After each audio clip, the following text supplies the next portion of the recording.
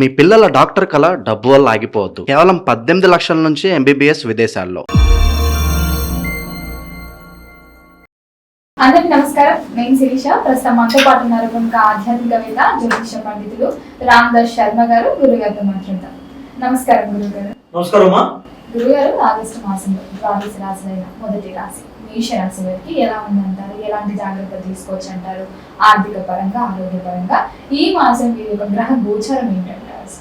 అలాగేమ్మా, మేషరాశి గురించి చెప్పుకోవాలంటే మేషరాశి సంబంధించి ఒక శుభవార్త ఏంటంటే, పాపం వాళ్ళకి చాలా రోజుల నుంచి ఏలినాటి శనిలో ఉన్నారు. వాళ్ళు నడుస్తుంది ఏలినాటి శని. ఇప్పుడు ఒక సంవత్సరం ముందు వాళ్ళకి మొదలైంది. వాళ్ళకి ఇప్పుడు పాపం కష్టాలు పడుతున్నారు విషయంలో. అయితే మంచి వార్త ఏంటంటే, వాళ్ళకి బృహస్పతి గోచారం బాగుంది. వాళ్ళకి గురు గోచారం 4వ స్థానంలో ఉంటే రుచిలో ఉన్నారు కాబట్టి చాలా వరకు మనశ్శాంతి విషయంలో, వేరే విషయంలో వాళ్ళకి చాలా అనుకూలంగా ఉంది. అయితే నేను ఎప్పుడు చెప్తున్నట్టు, నార్మల్గా ఈ గోచార ఫలాలు చూసుకునేప్పుడు ముఖ్యంగా మనం చూసుకునేది ఏంటంటే, వాళ్ళకి మామూలుగా ఎవరికైనా చంద్రాష్టమం ఎప్పుడు అవుతుందని చూసుకోవాలి. చంద్రాష్టమం ఈ రాశి వాడికి 20-22 ఆగస్టు మధ్యలో అవుతుంది. అయితే ఈ రాశి వాళ్ళకి చంద్రాష్టమం యొక్క ప్రాముఖ్యత ఏంటంటే, మేషరాశి వాళ్ళకి చంద్రుడు 4వ స్థానాధిపతి. అంటే ఆయన మామూలుగా ఈ స్థిరాస్తులకు సంబంధించి మనశ్శాంతి, గృహశాంతి అట్లాంటి విషయంలో ఆయన ప్రముఖమైన పాత్రని నిర్వహిస్తాడు మేషరాశి వాళ్ళకి. అయితే ఈ 2 రోజుల్లో, నేను చెప్పిన 2 రోజుల్లో వాళ్ళు కొంచెం ఈ విషయంలో జాగ్రత్తగా ఉండాలి. మనశ్శాంతి విషయంలో నేను తర్వాత 20 ఆగస్టు 22 ఆగస్టు మధ్యలో ఈ 2 రోజులు, ఈ 2 రోజుల మధ్యలో వాళ్ళకి చంద్రాష్టమం.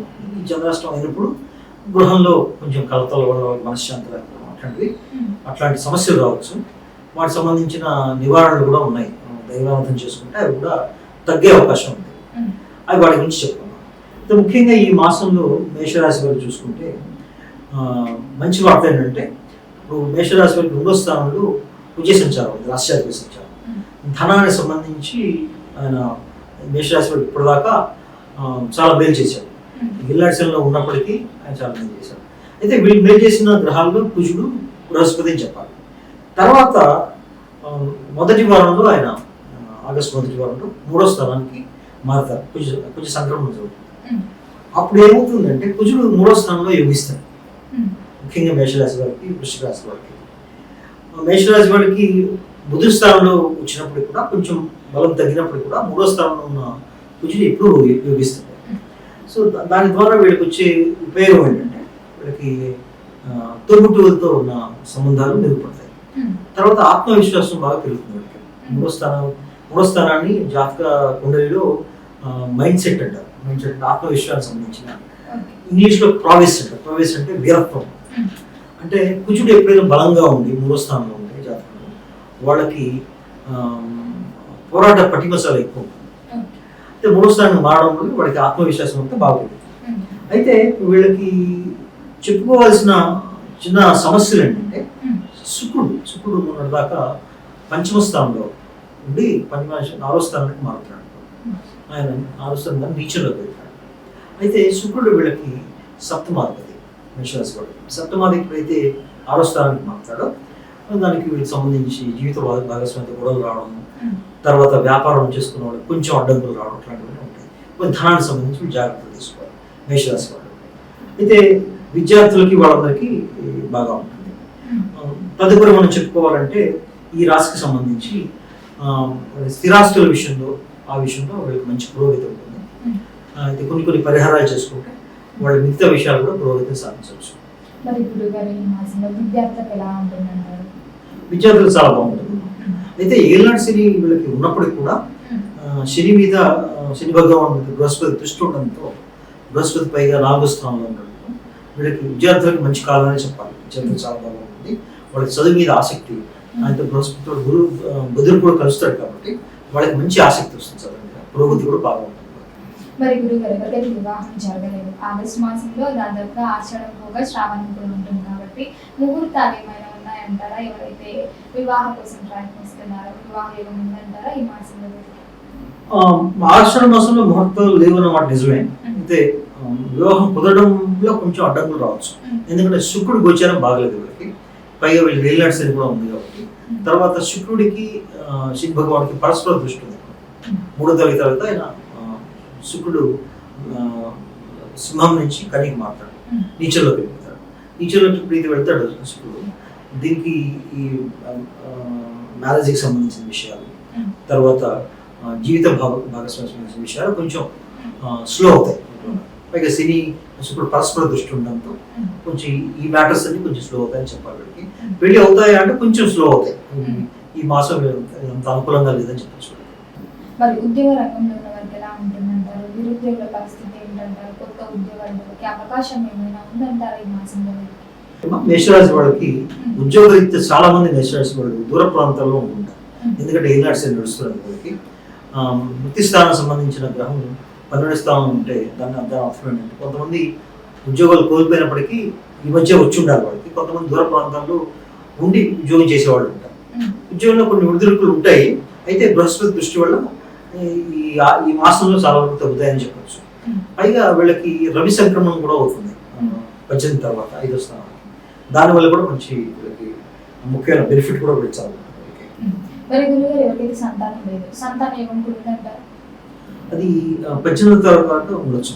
ఎందుకంటే రవి సంక్రమణం ఉంటుంది, బుధాయోగం ఫామ్ అవుతుంది. కేతు ఉన్నప్పుడు కూడా బుధాయోగం వల్ల సంతాన విషయంలో కొంత పురోగతి కనపడడానికి అవకాశం ఉంది. గురుగారు కుటుంబ వాతావరణం ఎలా ఉంటుందంటారు? మొదటి వారం వరకు బాగానే ఉంటుంది. 2వ వారం నుంచి ఆగస్టు 2వ వారం నుంచి కొన్ని జాగ్రత్తలు తీసుకోవాలి. కొన్ని కలహాలు వచ్చే అవకాశం ఉంది. ఆ విషయంలో జాగ్రత్త తీసుకుంటే మంచిది. అయితే బృహస్పతి స్థితి వల్ల చాలా వరకు కంట్రోల్ అయ్యే అవకాశం కూడా ఉంది. అయితే కుజుడు 3వ స్థానంలో ఉండడం వల్ల 3వ స్థానం 4వ స్థానానికి 10వ స్థానం కాబట్టి కొంత గృహ విషయంలో గృహ సౌఖ్యం విషయంలో కొంచెం వీళ్ళకి ఇబ్బంది వచ్చే అవకాశం ఉంది. కాబట్టి ఆ విషయంలో జాగ్రత్త తీసుకుంటే మంచిది. మరి గురుగారు ముఖ్యంగా ఏదైనా పెట్టుబడులు పెడదాము, కొత్తగా వ్యాపారం స్టార్ట్ చేద్దామని అనుకుంటుంటారు కదా, చేయొచ్చు అంటారా? ఈ పెట్టుబడుల విషయంలో పెట్టచ్చు అంటారు? అది కొంచెం జాగ్రత్తగా వెళ్ళాల్సిన అవసరం ఉంది. కాకపోతే 5వ స్థానంలో కేతు సంచారం వల్ల ఆ కన్ఫ్యూషన్ వీళ్ళకి ఇప్పుడు ఉంటుంది. కొంతకాలం వేచి చూసే ధోరణిలో ఉంటే మంచిది.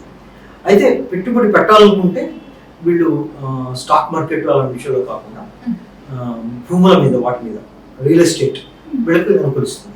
రియల్ ఎస్టేట్ కానీ ఎడ్యుకేషన్ ఫీల్డ్స్ కానీ వీళ్ళు పెట్టుబడి పెడితే వాటి నుంచి మంచి రిటర్న్స్ వచ్చే అవకాశం ఉంది. స్టాక్ మార్కెట్ మీద అవాయిడ్ చేస్తే మంచిది. మరి గురుగారు మొత్తం మీద చూసుకుంటే వీళ్ళకి ప్రథమార్థం బాగుంటుందంటారా? ద్వితీయార్థం అమావాస్య తర్వాత శ్రావణ మాసంలో బాగుంటుందంటారా? అమావాస్య తర్వాతే బాగుంటుంది. అమావాస్య 2వ తారీఖు ఉంటుంది. దాని తర్వాతనే బాగుంటుంది. ఎందుకంటే గ్రహగోచారం బాగుంది. అయితే ఒక శుక్రుడు తప్పించి మిగతా అన్ని బాగున్నాయి కాబట్టి మొత్తం మీద 12 తర్వాతనే అంటే ద్వితీయార్థమే బాగుంటుందని చెప్పాలి. ఆర్థిక పరంగా ఎలా ఉంటుందంటారు? ఆరోగ్య పరంగా కూడా ఎలా ఉంటుంది? ఎలాంటి జాగ్రత్తలు తీసుకోవచ్చు అంటారు? ఆర్థిక పరంగా సామాన్యంగా ఉంటుంది. చాలా గొప్పగా ఉంటుందని చెప్పలేము కానీ సామాన్యంగా ఉంటుంది.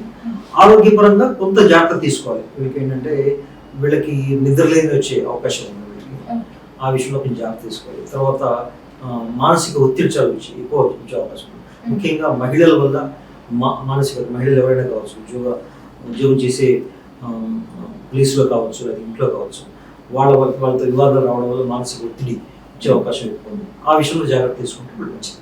మరి గురుగారు ఈ మాసం అంతా ఇంకా బాగుండాలంటే ఏ దైవ నామస్మరణ చేస్తే బాగుంటుందంటారు? వీళ్ళకి గణపతి సుబ్రహ్మణ్య స్వామి ఆరాధించారు. సుబ్రహ్మణ్య స్వామి గణపతి ఎందుకంటే 5వ స్థానంలో కేతు సంచారం, దాని వచ్చే దుష్ప్రభావాలు నివారించడానికి. తర్వాత సుబ్రహ్మణ్య స్వామి ఎందుకంటే కుజుడు సంబంధించిన దుష్పరిణామాలని అవాయిడ్ చేయాలి. దీంతో పాటు వాళ్ళు రెగ్యులర్గా హనుమాన్ చాలీసా కూడా చదువుకోవడం మంచిది. ఎందుకంటే ఈల్నాడ్ శైలికి సంబంధించిన దుష్ప్రభావాలు వాళ్ళు చాలా వరకు తగ్గించుకోవచ్చు. గురుగారు మొత్తం మీద మేషరాశి వారికి ఆగస్టు మాసంలో ఎలా ఉంది, ఎలాంటి జాగ్రత్తలు తీసుకోవాలో తెలియజేసినందుకు ధన్యవాదాలు. ధన్యవాదాలు.